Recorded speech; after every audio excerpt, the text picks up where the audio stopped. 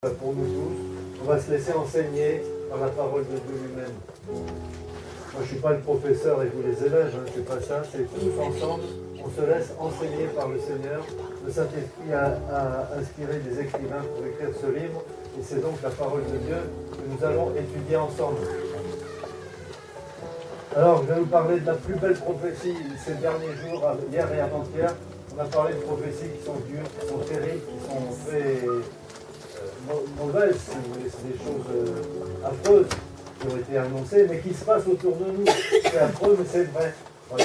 Et là, je vais vous parler de la plus belle prophétie, celle qui nous annonce que le Seigneur va venir nous chercher, il va nous transformer, il va nous enlever. Voilà. Alors, c'est l'événement le plus merveilleux que nous attendons. J'ai fait des copies, et s'il y en a qui les veulent, vous pourrez les prendre après, derrière.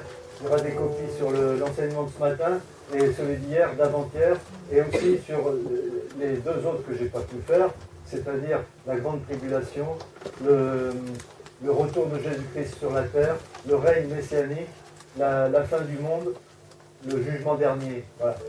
On n'a pas pu en parler en détail, mais il y aura quelques feuilles derrière, et il n'y en aura peut-être pas pour tout le monde. Voilà. Prenez-en si vous êtes intéressés, et si vous n'en trouvez pas, laissez-moi votre adresse, le courriel, et je vous les enverrai. Je vous enverrai tout ce que vous voulez. Voilà.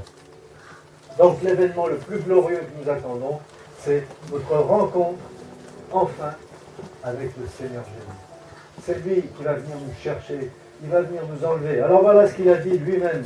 Jean, l'évangile de Jean, écrit par Jean, hein. Chapitre 14, verset 3. Verset 1, 2, 3, 4. Enfin, on va lire le début. Que votre cœur ne se trouble pas. Croyez en Dieu et croyez en moi. C'est-à-dire, il y a plein de problèmes dans la vie, etc. Mais faites-moi confiance. Dieu nous dit, faites-moi confiance. Donc on marche par la foi, pas par la vue. On marche, la vie chrétienne, c'est une vie par la foi. C'est-à-dire on fait confiance au Seigneur. On se confie en quelqu'un qu'on n'a jamais vu, mais on se confie en lui parce que nous croyons en sa parole. Il y a plusieurs demeures dans la maison de mon Père. Si cela n'était pas, je vous l'aurais dit. Je vais vous préparer une place. Il est parti, qu'est-ce qu'il fait en ce moment? Il est en train de nous préparer une place. Tu te rends compte? Il prépare une place pour toi, mon frère, ma soeur, pour nous, pour moi, pour nous tous, pour tous nos frères et sœurs sur toute la terre. Il nous prépare une place. Et quand on va arriver au ciel, on va arriver à notre place. Ici, vous vous sentez, moi, je n'ai pas le sentiment de me sentir chez moi. La terre, c'est pas chez moi. Chez moi, c'est le ciel. Et ici, on éprouve le sentiment de ne pas se sentir chez soi, dans n'importe quel pays sur la terre. Donc, on va arriver dans la maison du Père, quand on va arriver dans le paradis, quand on va arriver dans la nouvelle Jérusalem, la cité céleste, enfin, on va avoir ce sentiment de se sentir chez moi. Voilà, je suis chez moi, enfin, à la maison. Et lorsque je m'en serai allé, et que je vous aurai préparé une place, je reviendrai et je vous prendrai avec moi, afin que là où je suis, vous y soyez aussi. Vous voyez, c'est une promesse du Seigneur Jésus, c'est une promesse formidable. On y croit, on lui fait confiance. Tout ce qu'il dit, c'est vrai. Donc il a promis qu'il viendra nous chercher, donc il va venir nous chercher, il va nous prendre, afin que là où il est, lui, eh ben, on soit avec lui.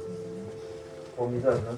Extraordinaire. Thomas lui dit, alors, Jésus dit, vous savez où je vais, vous en savez le chemin.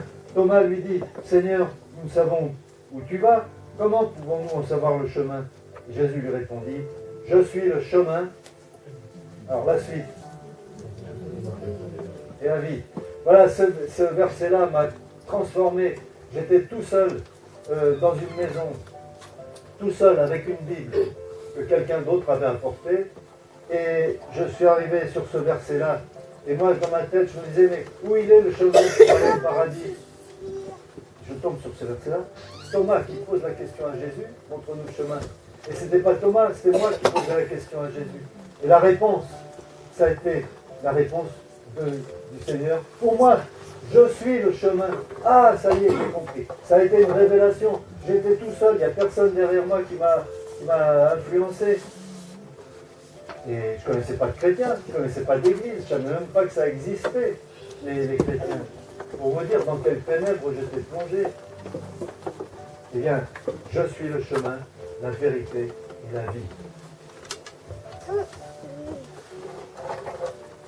Et quand j'ai eu cette révélation, eh bien, j'ai dit, voilà, maintenant, le chemin, c'est lui, c'est Jésus. J'abandonne tout le reste, tous les autres, toutes les sectes, les religions, les trucs comme ça, j'abandonne tout. Et je vais suivre Jésus. Je n'étais pas encore arrivé, il a fallu attendre quelques mois plus tard pour la révélation suivante. Mais ça a été formidable. Encore, il est la vérité. En dehors de lui, il n'y a pas de vérité. Et il est la vie. Seigneur, tu es la vie, la vraie vie, la vie éternelle, la vie divine. Et cette vie divine, il nous l'a donnée. Et cette vie divine, c'est lui-même. Il dit, je suis la vie. Donc, si vous avez reçu cette vie nouvelle, cette vie éternelle, c'est le Seigneur Jésus qui est dans votre cœur. Et vous pouvez lui dire, Seigneur Jésus, tu es ma vie. Ma vie, c'est toi. Voilà, c'est lui qui est en train de vivre en nous. Vous vous rendez compte? Quelle merveille c'est? Seigneur, tu es ma vie. Et l'apôtre Paul a dit, Christ est ma vie et la mort m'est un gain. Ça veut dire, Christ est ma vie. Ma vie, c'est Christ. Tout à l'heure, notre frère a dit qu'on a été délivré de la chair, de notre ancienne vie. Et maintenant, nous avons une nouvelle vie, une nouvelle identité, une nouvelle nature. Avant, on avait la nature humaine, terrestre, la nature qu'on a héritée d'Adam et Ève. Voilà, ça, comme tout le monde. Et maintenant, par la nouvelle naissance, nous avons hérité d'une nature divine, une nature céleste, une nature spirituelle, la nature de Christ. C'est d'ailleurs Christ en personne qui est venu habiter en nous. Et c'est lui notre vie.